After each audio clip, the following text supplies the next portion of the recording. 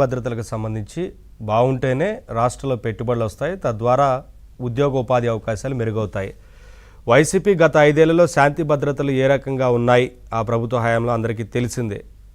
ఇక ఇప్పుడు కూటమి ప్రభుత్వం ఏర్పడ్డాక కూడా శాంతి భద్రతలు సరిగా లేవు అని చెప్పే ప్రయత్నం చేసి జగన్మోహన్ రెడ్డి ఫెయిల్ అయ్యారు. ఎందుకంటే 36 మందిని హత్య చేశారు అది ఇదని చెప్పి ఆ తర్వాత లిస్ట్ ఇస్తే ఖచ్చితంగా చర్యలు తీసుకుంటామంటూ మీరు లిస్ట్ ఇవ్వమని అడిగినా ఎక్కడ ఆయన లిస్ట్ ఇప్పటిదాకా ఇవ్వలేదు. అంటే ఏ రకంగా పెట్టుబడులను ఇప్పుడు కూడా అడ్డుకునే ప్రయత్నం చేస్తున్నారనేది. నవీన్ గారు, మీకు అలానే అడిసిమల్ శ్రీనివాస్ గారికి అలానే ఏబిఎన్ వీక్షకులకి నా నమస్కారాలండి. లా అండ్ ఆర్డర్ విషయానికి వస్తే గత ప్రభుత్వంలో మనం లా అండ్ ఆర్డర్ చూసాము, ఎంత చక్కగా వాళ్ళు చేశారు.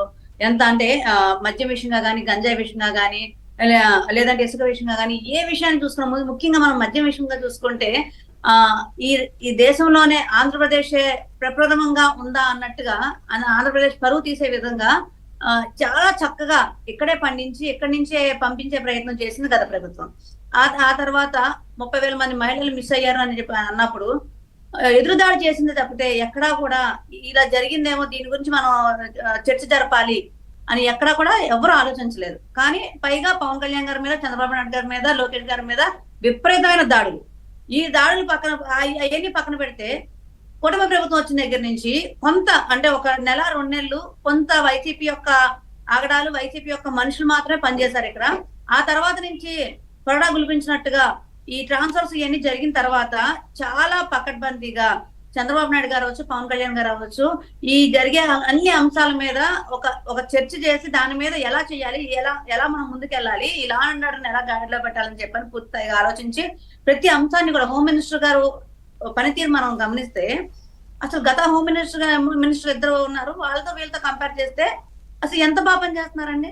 ఒక మహిళగా ఆవిడ తీసుకున్న చర్యలు అవ్వచ్చు, ఏ ఘటన జరిగినా మాట్లాడితే మీడియా ముందుకు వచ్చి రోజా అంటే వాళ్ళు మాట్లాడే మాటలు ఏంటంటే ఇన్ని అత్యాచారాలు జరిగినాయి, ఇన్ని హత్యలు జరిగినాయి, అసలు ప్రభుత్వం ఉందా లేదా, కుటుంబ ప్రభుత్వం ఏమైపోయింది ఇలా మాట్లాడుతున్న క్రమంలో గత ప్రభుత్వంతో కంపేర్ చేస్తే గత ప్రభుత్వంలో సంఘటనలు జరిగినప్పుడు కనీసం భరోసా ఇచ్చి ఒక ప్రెస్ మీట్ పెట్టే పరిస్థితి లేదు. కానీ ఆ సంఘటనలు జరగాలని ఎవరు కోరుకోరండి. జరిగేటప్పుడు ఎవరు కాపలా కూడా కాయలేరు ఈ వ్యవస్థలో. కానీ సంఘటన జరిగిన తర్వాత వెంటనే కూటమి ప్రభుత్వం మీకు అండగా ఉందని చెప్పని హోమ్ మినిస్టర్ గారే స్వయంగా ఆ బాధితుల దగ్గరికి వెళ్ళి భరోసా ఇచ్చే పరిస్థితి ఉందంటే ఆ మార్పు గమనించాలి ప్రతి ఒక్కళ్ళు. ఇక్కడ మనం లా అండ్ ఆర్డర్ గురించి మాట్లాడుకోవాలంటే ఒక దుర్మార్గుడి గురించి మాట్లాడుకోవాలి, ఒక రాక్షస అంశానికి చెందిన వ్యక్తుల గురించి మాట్లాడుకోవాలి.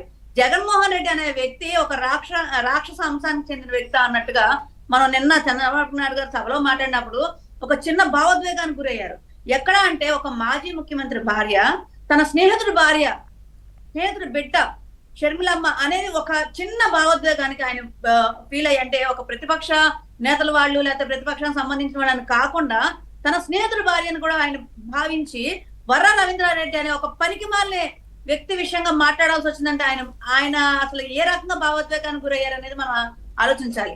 అంటే ఇలాంటి అంశాలు తీసుకొచ్చినప్పుడు జగన్మోహన్ రెడ్డి అనే వ్యక్తి నిజంగా మనిషి అంశానికి చెందిన వ్యక్తి కాదు, రాక్షస అంశానికి చెందిన వ్యక్తి అంటానికి నేను ఎందుకు అంటున్నాను అంటే, నిజంగా ఒక అంశం జరిగినప్పుడు తల్లి మీద, చెల్లి మీద, అసలు షర్మిల గారి మీద పెట్టిన పోస్టులు అయితే అసలు ఒక మనిషి మాట్లాడడానికి తల దించుకోవాల్సిన పరిస్థితిలో పెట్టిన పోస్టులు చూసి కూడా పెట్టించారా లేదా అనేది పక్కన పెడితే అలాంటి మనిషిని తీసుకొచ్చి అరెస్ట్ చేసినప్పుడు కనీసం లోపల ఎలాగో ప్రేమ లేదు, లోపల ఎన్ని దుర్మార్గాలే, కనీసం బయట కన్నా సరే మనం మనుషులు.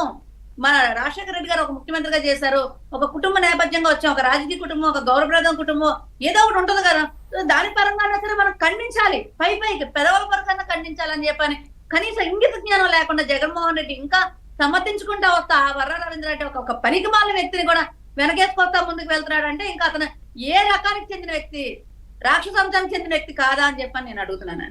ఇక్కడ ఏ గారికి కూడా చంద్రబాబు నాయుడు గారు పథకాలు మనం ఏదైతే ప్రభుత్వం కూటమి ప్రభుత్వం ఏర్పడిన దగ్గర నుంచి ఏదైతే అభివృద్ధి జరిగిందో, పథకాలు ప్రవేశపెట్టారో దాంట్లో